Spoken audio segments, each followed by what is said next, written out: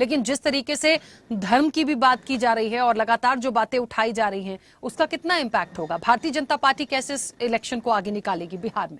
जहां तक धर्म की बात है, जहां तक सनातन की बात है, तो देखिए, इस देश का बंटवारा धर्म के आधार पर हुआ था और हिंदू धर्म ही दुनिया में एकमात्र शाश्वत धर्म है। बाकी तो रिलीजन है, बाकी तो एकेश्वरवादी हैं और उसी आधार पर उसको एक इंस्ट्रूमेंट बनाकर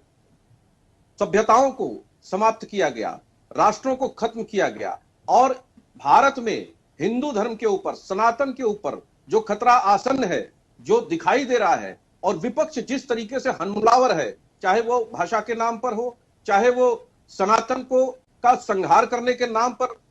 बयान आते हो, रामचरितमानस का अपमान करने के नाम पर कृत्य आते हो, दुष्कृत्य आते हो, या फिर हिंदू धर्म में जो जातियां हैं उनके आधार पर जो एक पॉकेट्स, पावर पॉकेट्स बना करके अपनी पॉलिटिक्स करने वाले दल हैं, चाहे वो राजद है बिहार के अंदर या फिर उत्तर प्रदेश में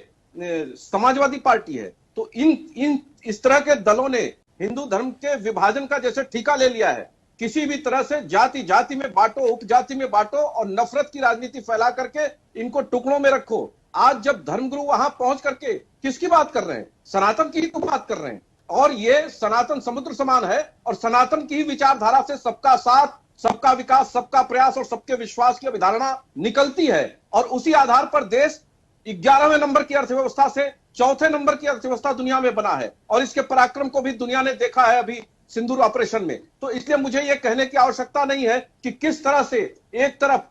तलवे चाट रहे हैं मुस्लिम वोट बैंक के आगे राजद के नेता अपने घर में ताजिया को बुला करके और उसके सामने पूजा कर रहे हैं। तो क्या मस्जिदों में पूजा होती है क्या? क्या ताजिए के साथ पूजा की जाती है क्या? मुझे ये बताएं।